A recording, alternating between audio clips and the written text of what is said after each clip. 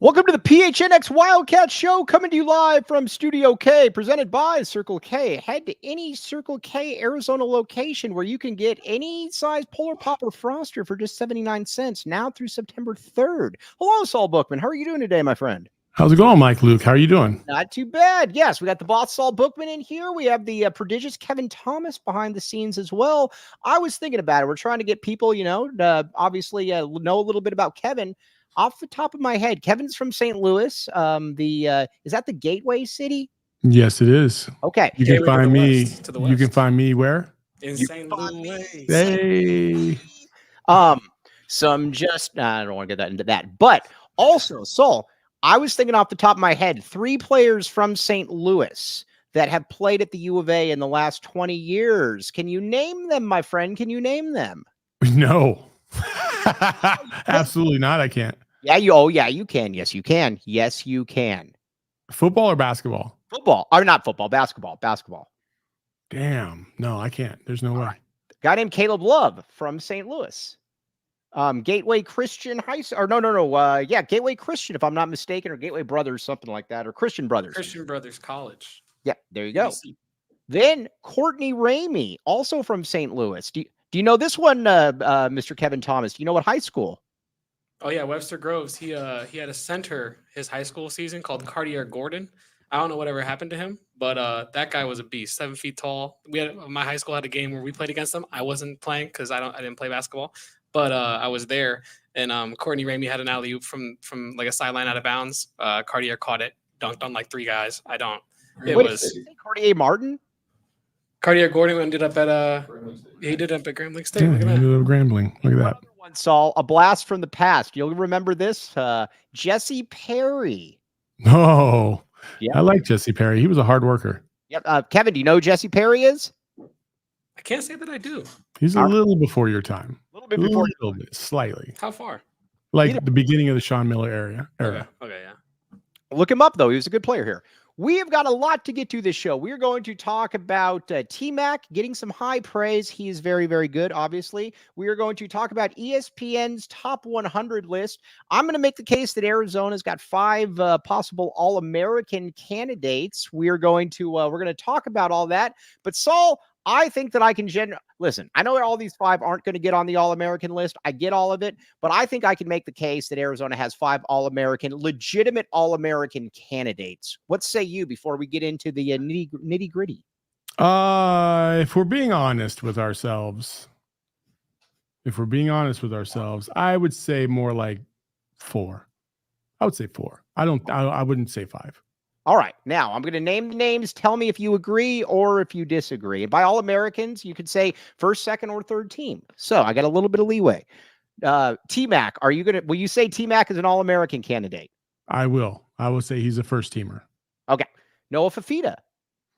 I would say Noah Fifita is borderline. Okay. I would give him third team or honorable mention. Okay. But still a candidate. Still a candidate. Okay. Now, Tetairoa Davis. I would say he's second, third team. Okay. Then Jonas Avenea. Same thing, second or third team. All right. The Jacob Manu. Why won't you do it? Why won't you do it? I think the caliber of linebacker that he's going up against in the country is just that's a far leap, in my opinion. Like, I just think that there are some dudes out there. There's just a lot of them that play the middle linebacker position at a high level, but Jacob is really, really good. Don't get me wrong. Like, he could be all conference easily. And there is a scenario where if he balls out right, he could find himself on an All-American list. I just don't think he's there right now. Now, keep in mind, last year, Pac-12 was loaded, and he was first team all-conference at linebacker. I'm going to make the case. Over 120 tackles, 6 sacks. And so, again, what from a statistical perspective would you need for him to be in that All-American discussion? Because, again, we are a statistics-driven society. Yeah, impact. I think if he has the same kind of stats, but the impact is just significant, especially in national televised games, 1,000,000%. If you're playing against Kansas State, you're playing against, the bigger dogs. If you get to the Big 12 championship and you end up facing like an Oklahoma State, how do you hold up against Ollie Gordon? How do you hold up against some of those big time teams? When you face Utah, how are you holding up in those games? And if he can do that and he can show out, then 1,000,000%, he's going to get a lot of the attention. And we all know that a lot of this is also just the publicity of it, right? There's no reason at all why Travis Hunter, and he's a great player, don't get me wrong, but he was also on one of the worst teams in the Pac-12 last year, still gets a lot of love. He also got torched by T-Mac, still gets a lot of love. They say his primary position is defensive back, still gets a lot of love, even though he got torched by T-Mac. Miss that. Now, you make a great point. The thing with Jacob Manu and all these guys is you're going to have games very early on in the season where you're going to be able to make that point. I mean, you're going to be on nationally televised games at Kansas State. There is a rumor going around that game's nationally televised since we're going to be there, but I don't know if that's the case or not. But either way, Kansas State, Utah, that's going to be those are going to be big games. And again, that's going to be where he's going to be able to make his mark. So I disagree with you, Saul. We will see how this one plays out, though, my friend. But for sure. I mean, All-American is a big jump, right? First team all-conference in the Pac-12. That's great. There's nothing wrong with that whatsoever. But you're also going against teams, you look at the big dogs in the SEC and the Big Ten, you got to go up against those teams and what they have to offer at the linebacker position. And we know some of these schools just pump out linebackers like they're like a candy machine. It's crazy. Right.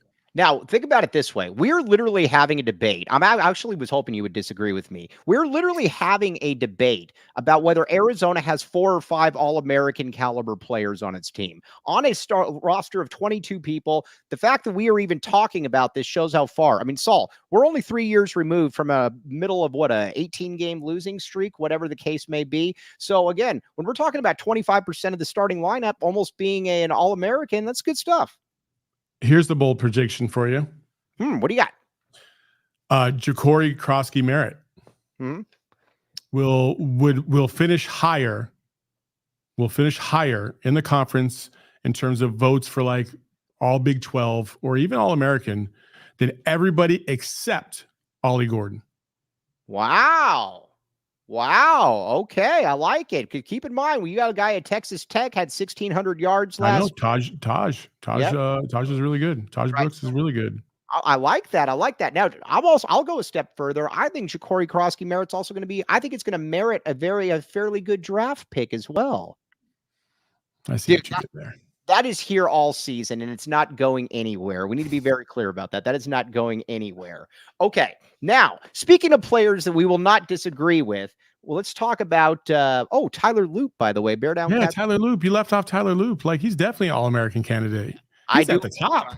6, not 5. 6, not 5. And Steve Loop, I do apologize. I do apologize to that. Steve Loop, a fan of the show. All right, now, let's talk a little bit of Tetairoa McMillan, because you mentioned before that, Travis Hunter, you had a hard time with him. And I don't care about any of the Colorado putzes that keep DMing me saying, oh, well, they were in zone coverage half the time or whatever. That ain't my fault, man. Not on that goal line. On that goal line, they weren't. That doesn't mean anything to me. When you got mossed.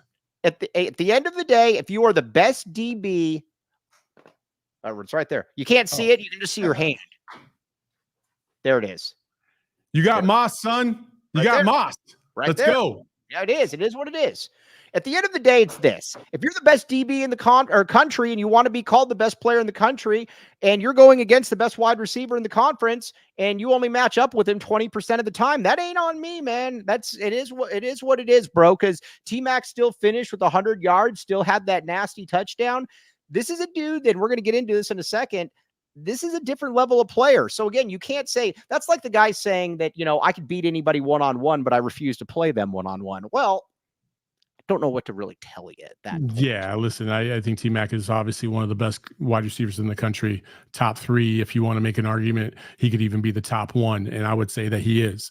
But you don't have to take our word for it, right, Mike? We don't have to take our word for it. Why don't we hear from Dino Babers, who's been around the block a little bit? Going back to what you were talking about, where you don't really know about them until you see them, with that, even though he's been in a limited fashion, what's your impressions of T-Mac?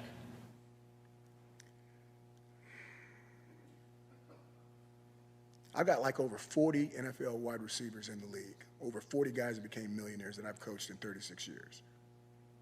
I'm not sure I've met anybody like him. I'm not sure I've seen, the only person I've seen with catch radius like that is Larry Fitzgerald.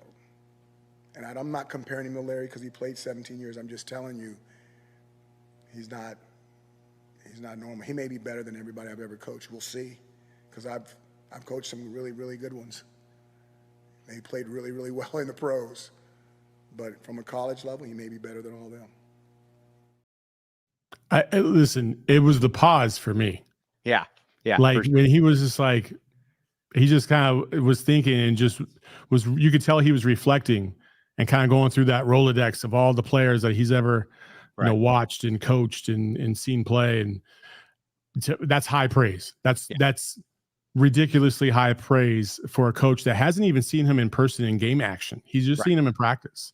That's remarkable. I thought I'd go back to it. Lewis Riddick, who we like on the show, does a very good job commentating. He commentated a U of A game last season. I can't remember who, which entity it was, but he said the thing that T-Mac that just sticks out for you is you see a lot of these wide receivers where you're like, you don't know if they're a gadget wide receiver. You don't know what their role is at the next level, what kind of player they can be. He said with T-Mac, I watched film for about 2 seconds, and I said, that is a starting NFL wide receiver. I don't have to say he needs to be in the right system or anything. I can put that man in anywhere. And again, at the U of A, those guys don't come around all the time where you say, all right, well, if you run a really fast 40 time, then maybe you could sneak into the 3rd round or, whatever the case may be. With T-Mac, you know what you see what you know. And like you said, with Dino Babers, that was high praise just by the pause itself.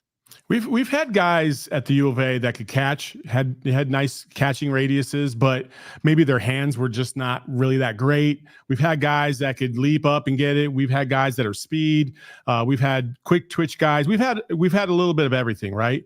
But we've never had somebody that was such a complete package and such an undeniable, athlete to have to face out there on the field, like what you're seeing with T-Mac.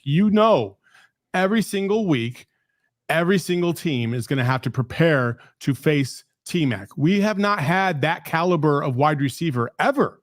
Right. Ever.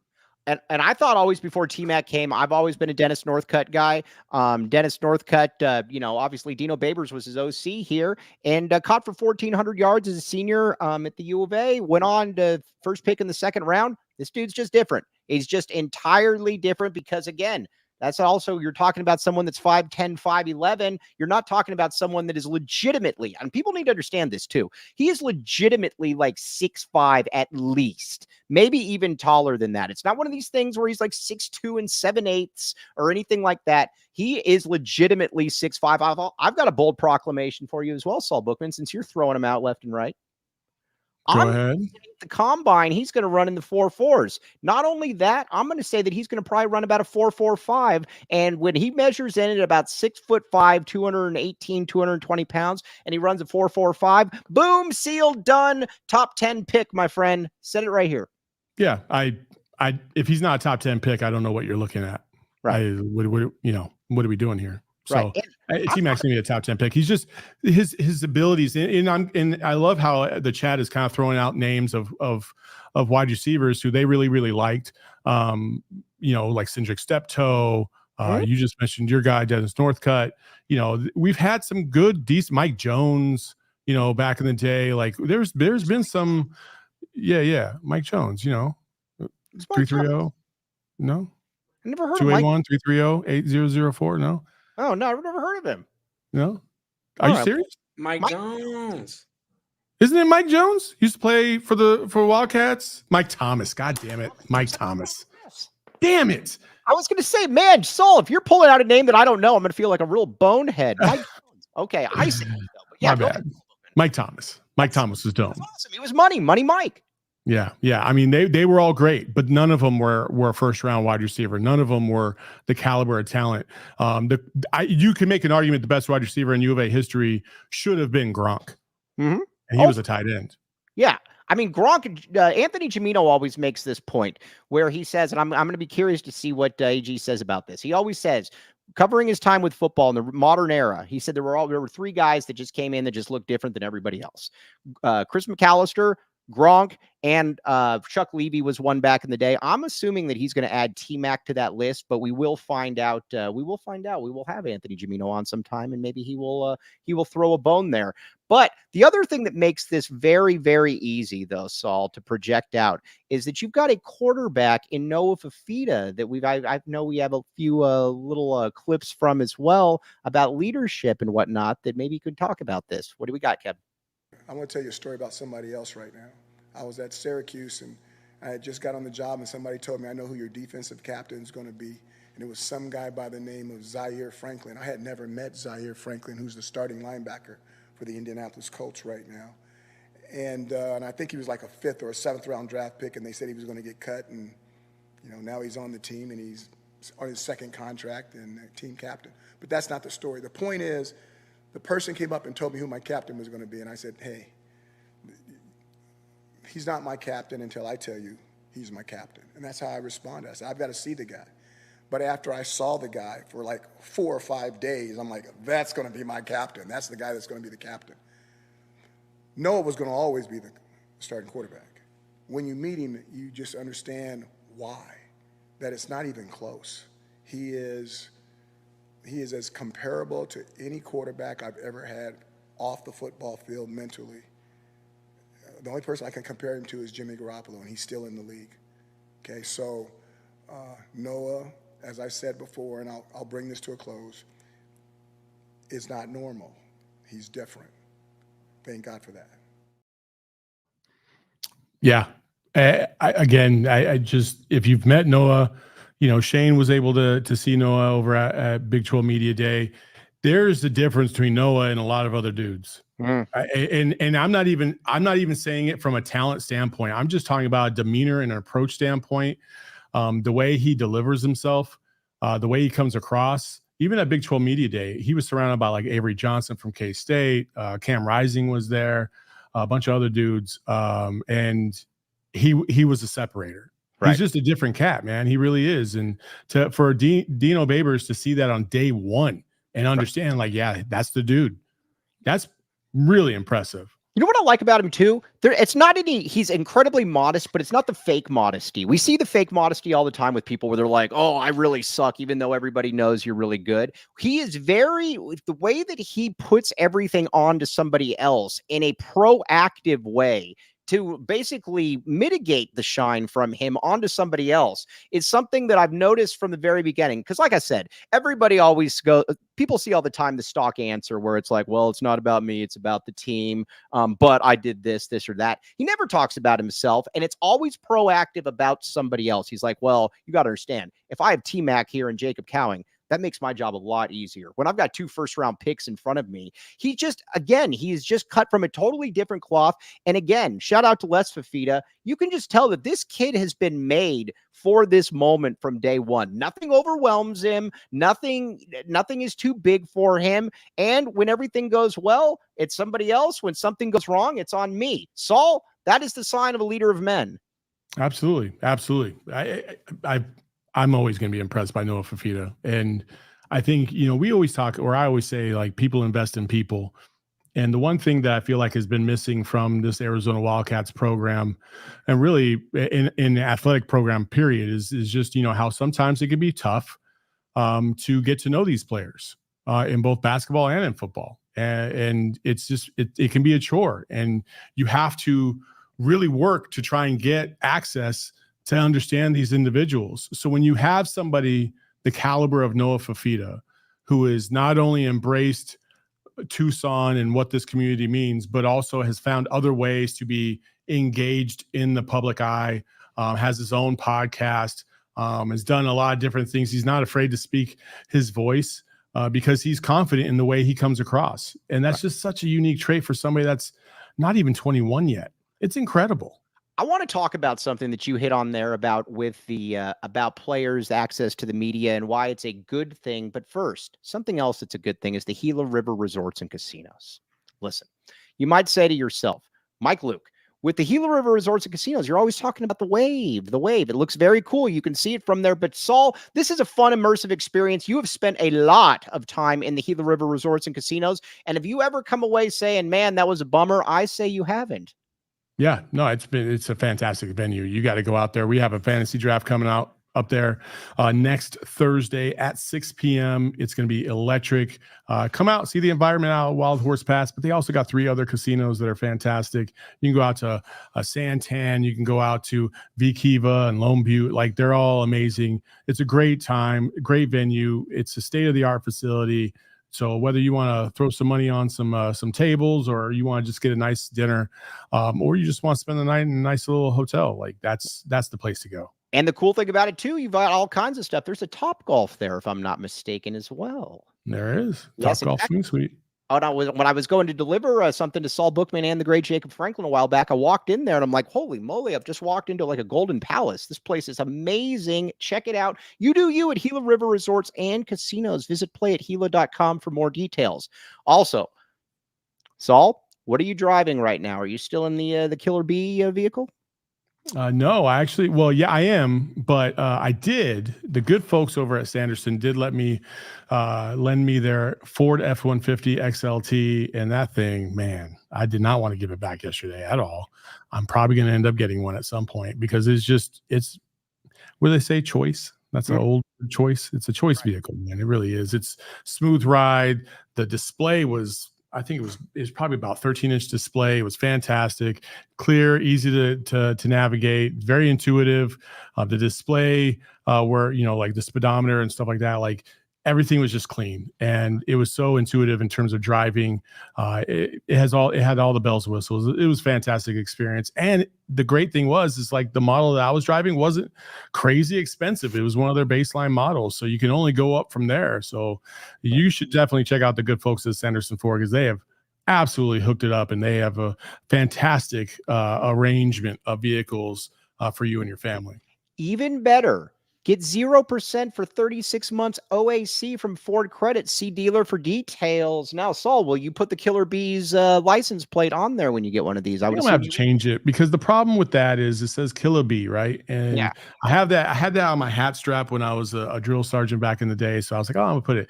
And unfortunately, when I got that license plate, good old Antonio Brown was having a lot of troubles in the league. And the first thing somebody said to me was, why do you hate Antonio Brown? And I was like, what do you mean? It says kill AB. And I'm like, oh my gosh, that is not at all what that is about. So Antonio Brown, by the way, should stay off Twitter. Probably you should probably stay off more than just Twitter. Yes, probably not a great thing for him. Either way, do not put down Steve Kerr on the show. We're not happy about what he said. All right, but here's something that the greats in the industry get. And I've always felt this. And Lute Olson, one time, I got to talk with Lute Olson a couple times in my life. And Lute Olson had the media open to anybody. Anybody and everybody could talk to the media or to his players. And he was asked about that, and I was right there, and he said, listen, this is a preparation for getting these guys. A lot of these guys are going to go off into the NBA. They're going to go off into a professional life. It's good to get them to speak. And he said, Mike Bibby, if it was up to Mike Bibby, would never say anything to anybody. But guess what? Mike Bibby is probably going to be a high draft pick. And then he let Mike Bibby, obviously. I mean, Mike Bibby was going to have a lot of press conferences, and he has said to this day that was one thing that Lute did that he very much appreciated. That is something that the schools that allow full access to players or allow you to interview players, I think, just kind of get it for the big picture of it. I got to give a massive shout out to Doug.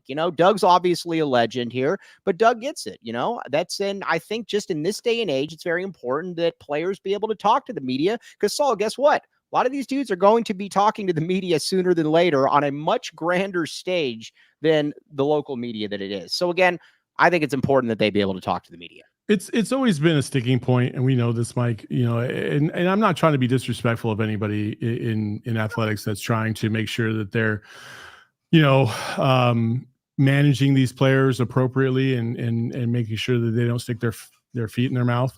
But at the same time, you'd be shocked at how many of these athletes want a platform to be able to speak and talk about what's going on behind the scenes and give you an inside look and to learn a little bit more about their history and their life. Like, it's just, it's a complex situation. It shouldn't be as complex in my opinion, but that's my opinion. And, U of A is going to operate the way they want to operate. And I have nothing but respect for those people. I just wish that we could get more access so we could tell more of these stories about, why so-and-so is such a tremendous athlete, or how much, work they put in, or, the trials and tribulations at every little turn that, like, maybe a guy like Ja'Cory Krosky-Merritt has gone through just to get to a point where he can actually play on a legitimate team. Like, it's just, I wish we could get that kind of thing because it's valuable. And again, people invest in people. The local public wants to invest in these athletes. So let them. We are your friends. That's the best way I can listen. Marketing 101. Like, at some point, I will say this, and this is just GM Saul talking from a marketing perspective.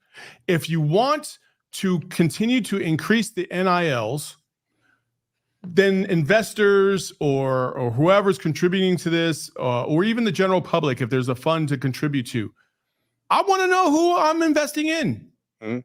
Agreed. Right? Like, it's not just about Brent Brennan. It's not just about Tommy Lloyd. It's also about the player. And I would like to know who is this guy all about? What is he all about? What is in his DNA? Like, instead of just, listen, we had Archie Bradley in here yesterday, right? And we had a great conversation afterwards after the show was over, because about halfway through the show, if you go back and look at him on the show, he relaxes, he puts his feet up, he realizes he's not being interviewed. He's not being interviewed, so he didn't have to have that guard up.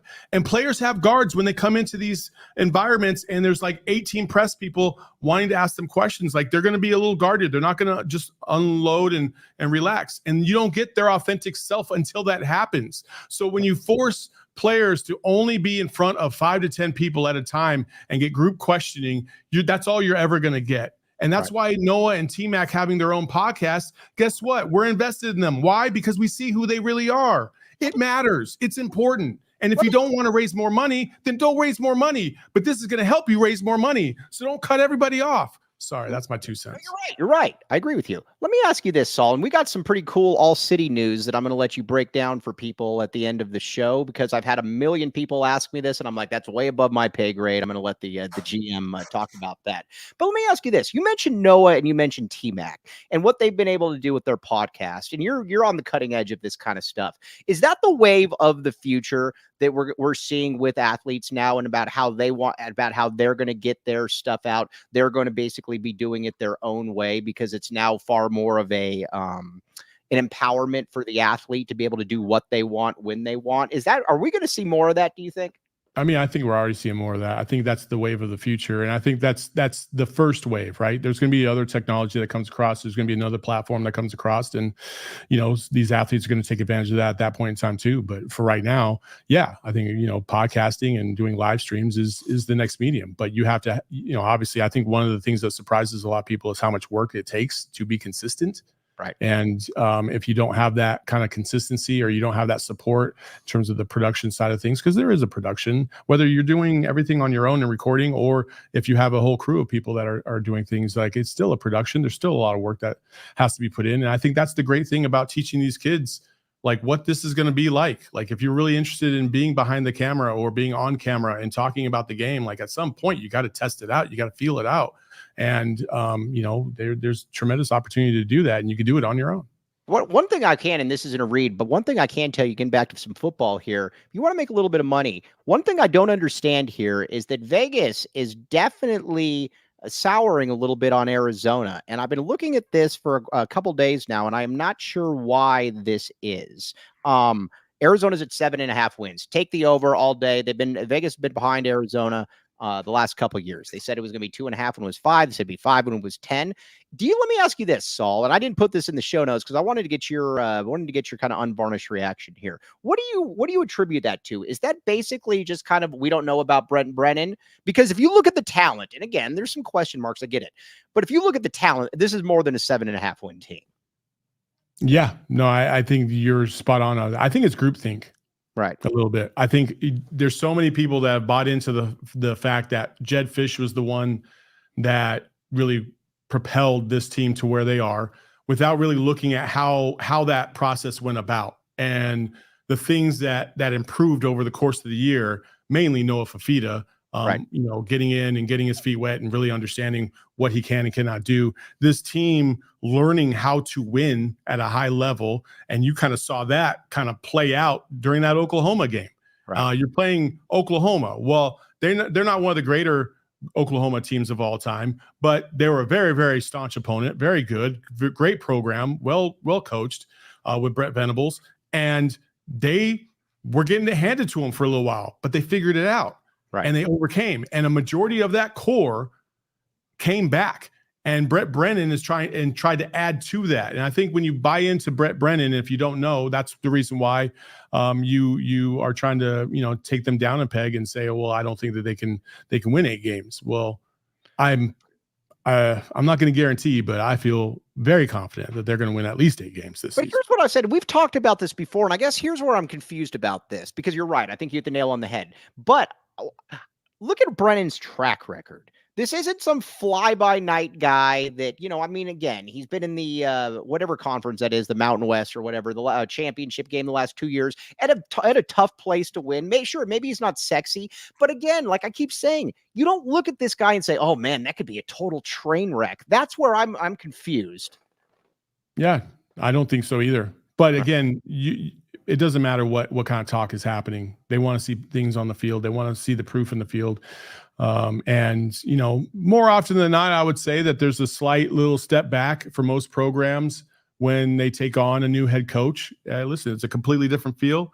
It's a completely different vibe. It's a completely different approach. And when things are that kind of out of whack, then it can be bad. But what Brent Brennan did in his approach, and if you took the time to really read and look and listen, you'll understand that he did not want to change very much. Right. He wanted to put his imprint on the program, but he did it in a way that also included some of the fundamental things that this core has been with for the last 3 or 4 years. So it's not a complete overhaul in my estimation.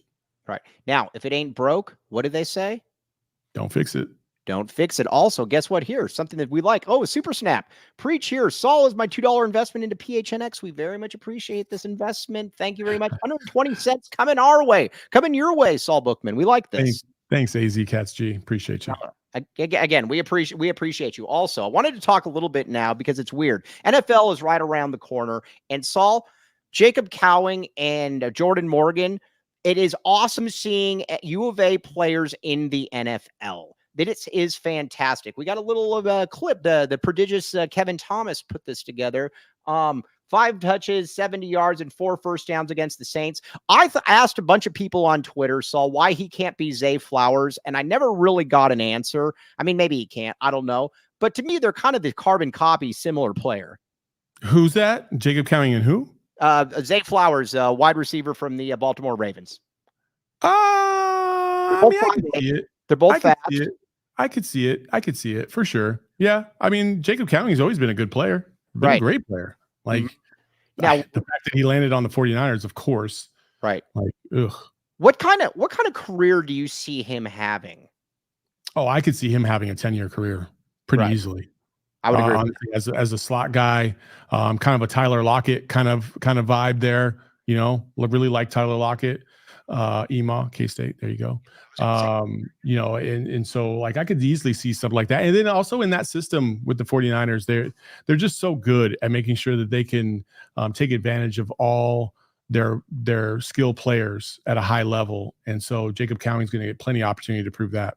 We're definitely in the stage too, where if you have acceleration, it doesn't matter how big, how fast, how tall you are. If you can accelerate, and again, Jamino always makes this point. I think it's a great point, and I'll continue to steal it. And that his burst from 0 to 10 yards, that's something that is special. That is something that a lot of guys that can run a really fast 40 time don't necessarily have. I think he's going to be a very productive player. Now, again, I'm not going to sit here and say that he's going to be a 1,700-yard player, but if you were to tell me that he was going to have a number of seasons where it was in that 800 to 900 yard realm, 6-7 touchdowns, I could see it, because that's other thing, Saul, is that he knows how to get in the end zone. And generally with small players, you either have that or you don't. and he has the ability. 13 touchdowns last year, 7 the previous year, and he generally played really good against really well against good teams as well. I like him, man. I think that he was I think he was a steal at that round, and I think he's going to have a long career. I agree with you, Saul Bookman. Yeah, I think, what the NFL did for a little while is I think a lot of GMs out there saw what the Patriots are doing with like Julian Edelman and Wes Welker, and they thought, oh, we could just repeat that. And so they started drafting these little mighty mites, and it just didn't work out. Like, look at the Arizona Cardinals. They drafted a bunch of tweeners, and none of them worked out at all. They're all gone except for one, Greg Dortch, who's been at 4 or 5 different training camps before he even got here, got his opportunity, very hard worker, and now is going to be a starter this season for the Arizona Cardinals. So you're looking at that. You need specific skill sets when you're talking about the smaller wide receivers in the league, because they have to be quick twitch and they have to be sure with their hands, or they have to be the most proficient route runner ever. And if you don't have either one of those, which if you go back and you look at Andy Isabella, for crying out loud, like, that's not going to work. It's never going to hold up. Bella, my guy. Oh, Arizona Cardinal. Great, Andy Isabella. Yes, that was great. All right. Rondell Moore. What's that? Oh, that was great. Now, if we could get back to, I want to get back to a little bit of Arizona football. But first, before we do that, we got to talk about the elephant in the room here, Saul. And there's, I think, something that we do need to address here, and that is the Desert Financial Credit Union. Listen, you might say to yourself, Mike, what can the Desert Financial Credit Union do for me? Well, thanks for asking. First of all, $200, Saul. What are you going to, I was going to say, $200. What are you up to where you could probably use some of that? Let me guess, with a new car, maybe fill up a couple tanks of gas, my friend. $200. What do you say? I just buy some more merch from the PHNX locker. How about that? Could do that one as well. Again, either way, you do you, but Desert Financial Credit Union is here. You know what's great about Desert Financial Credit Union too? They're reliable. They're for the people, by the people. Everybody knows about Desert Financial Credit Union. Check it out. The great thing, again, is that you will be very, very happy about this. When you open a free checking account online, get $200 in bonuses. Get started by visiting desertfinancial.com/200. I have been remiss on something with Desert Financial Credit Union. Generally, when I go around the city and I see a Circle K, if I take a picture of it, or I see some of our other sponsors, I say a Shady Rays, I'll take a picture of the person, and without them knowing, I put it out on Twitter. I have not taken pictures of the Desert Financial Credit Union as I've been going around town. I need to step up my game on this one. We didn't talk about this in the beat meeting last week. I don't care. I'm going to step my game up. Desert Financial Credit Union deserves this, Saul. I good for you. I don't really frequent, listen, everything's online nowadays. So I do my banking online through Desert Financial. I don't have to go to the actual bank. But if you would like to, and you want to send us a photo, please, by all means, we could always back the D.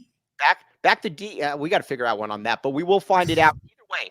That was good. Desertfinancial.com/200. Get that $200 in there. Also, the other elephant. There's been so many elephants on this show. We've had like a lot of elephants. What is a herd of elephants called? An elefante. I just turned it into like an Italian dish. The elefante, please. What do you got? No, what is it, Kevin? Did you look it up? I did. It's a parade. A parade of elephants. It is called a herd, but less commonly it's called a memory or a parade. Interesting. I did not know that.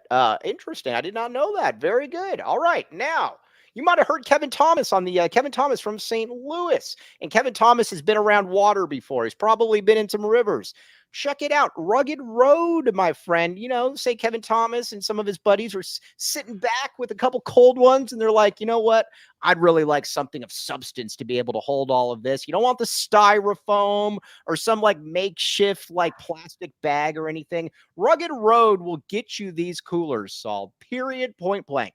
Get ready for your summer adventures with Rugged Road coolers. Head to ruggedroadoutdoors.com and use code PHNX for $10 or 10% off your first purchase. Lightweight, durable, and always floating upright, not like that flimsy styrofoam you see. So leave that old heavy cooler at home and get yourself a better cooler for the new season. Rugged Road, your ultimate outdoor companion.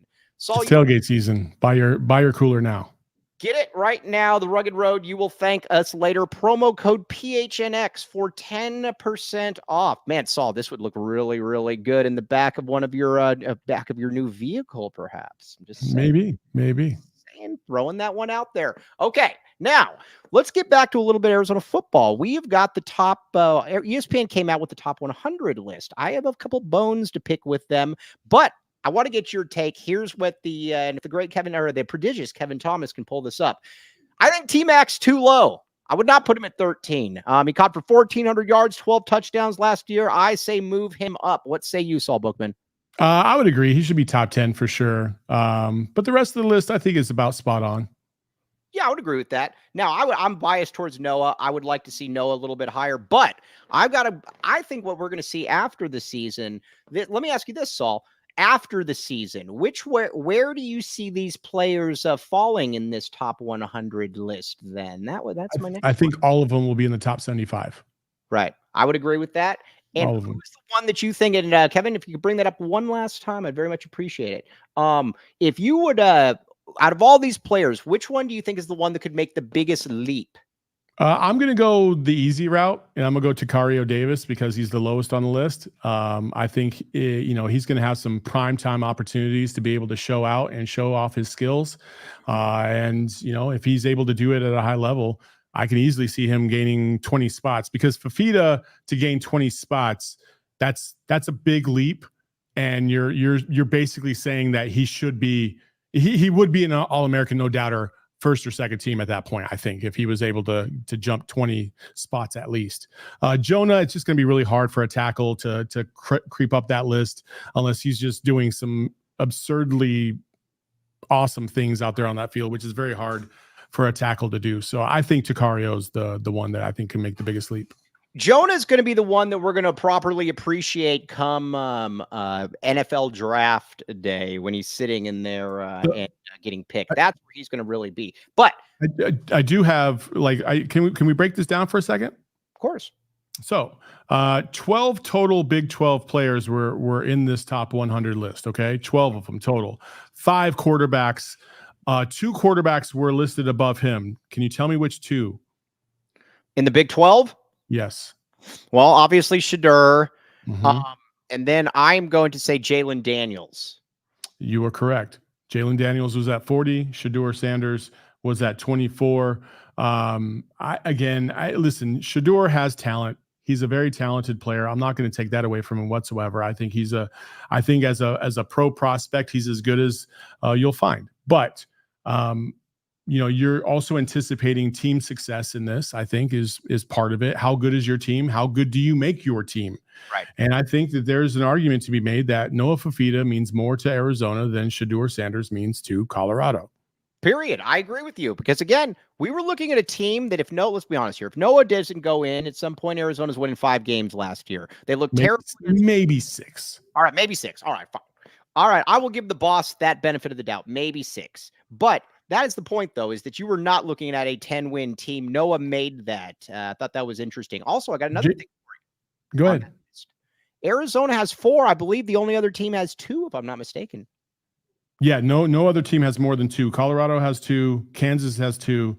K-State has 1. Oklahoma State has 1. And Texas Tech has 1. And Utah has 1. And that's it. Yeah, so I mean, I'm just saying the talent is there too. The talent is certainly there. I believe, though, let's be honest here, Jacob Manu should be on this list. I believe he should be on this list. Saul Bookman, what say you? I would say top 100 should be achievable. I'll give you that for sure. All right, absolutely. All right, that's all I wanted. I think the thing that we're looking at is, first of all, this list is trash. I'll just say that right now. Yes. Top 100 list, and you only have 12 Big 12 players, but half the damn roster for Ohio State and Georgia is on this list, and Oregon.